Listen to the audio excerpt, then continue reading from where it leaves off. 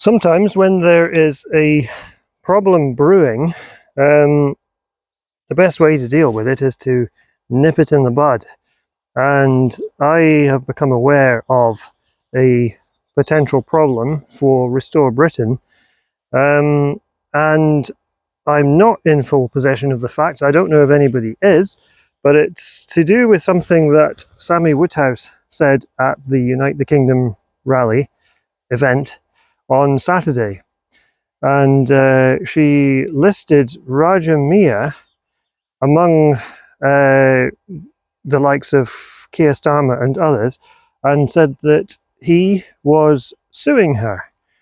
And I've been aware of Miah for some time, and he's done a lot of work in exposing the grooming gangs and helping survivors of the grooming gangs. Sammy Woodhouse herself is a survivor of grooming gangs, and she was also very much involved in Rupert Lowe's grooming gang inquiry.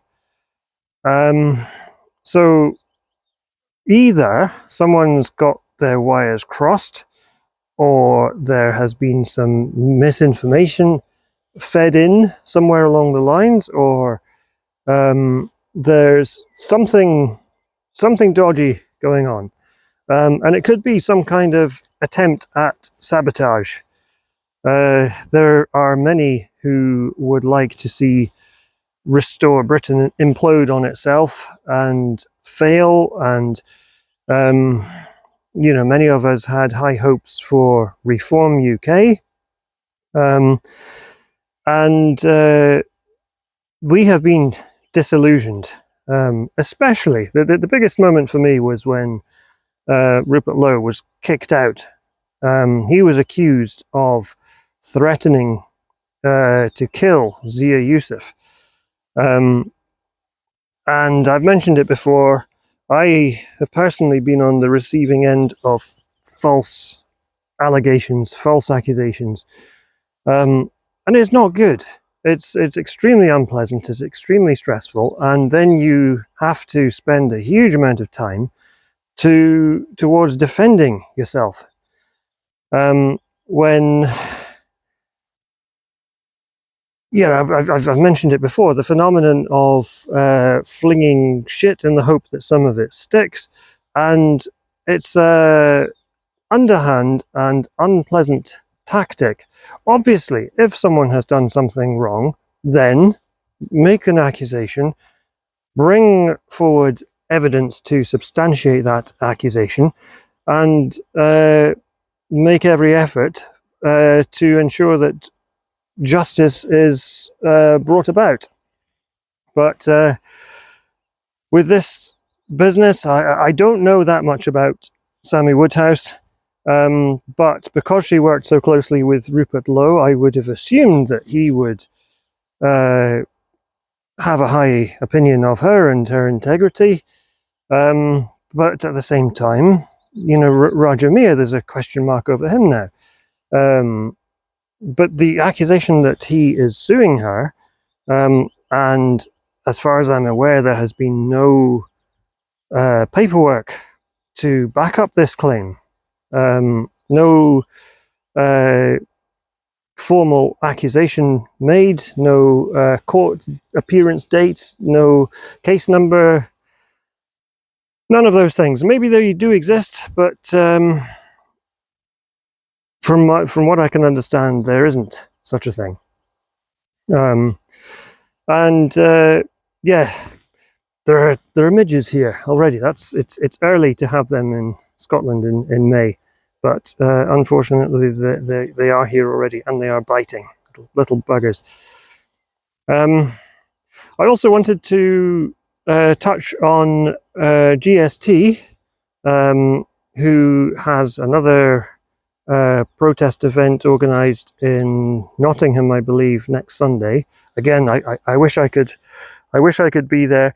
I could potentially, but it is so far, and the time window in between the other things I've got to do would literally mean I would have to travel through the night, and then go straight back. And I'm hoping that there's some other opportunity to partake in these things. And what I particularly like about GST is he brings a table with a large banner, with his YouTube channel, and he invites people to, to have a conversation. The basic proposition that he holds is, in line with Restore Britain, and that millions must go. Millions have entered the country against the wishes of the people. There have been too many, too quickly to be able to integrate properly. They've come from incompatible cultures on other continents, and there has been a huge amount of societal upset and horrendous pain and suffering, especially in terms of the grooming gangs, which we've already mentioned. But the point is, GST tries to have conversations with those on the other side, the ones that shout, fascist scum off our streets, and they like to present the racism card, the Nazi card, and all of these things, all these accusations, flinging accusations, and they don't seem to be willing to engage, or very few of them.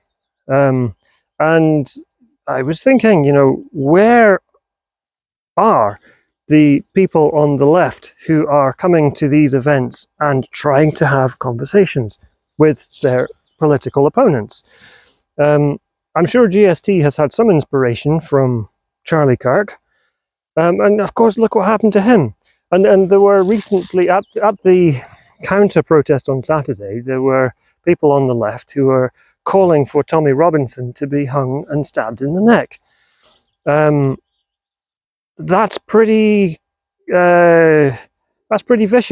It's pretty cruel. And I'm sure that many on the left would not agree with that sentiment, but unfortunately there seem to be many who do. And yeah, it's just noticeable that there seems to be a lack of GST and Charlie Kirk's counterpart on the left bringing a table to these events and trying to have a conversation, trying to sort the problem out without resorting to violence. That's what we need to try and do. And I think that boils down to common decency. Sadly, in many instances, that seems to be lacking. And no matter what your opinion, surely it's better to have a robust conversation or an argument without resorting to fighting or worse. Anyway, that's all I've got for now. Thanks for watching. Bye.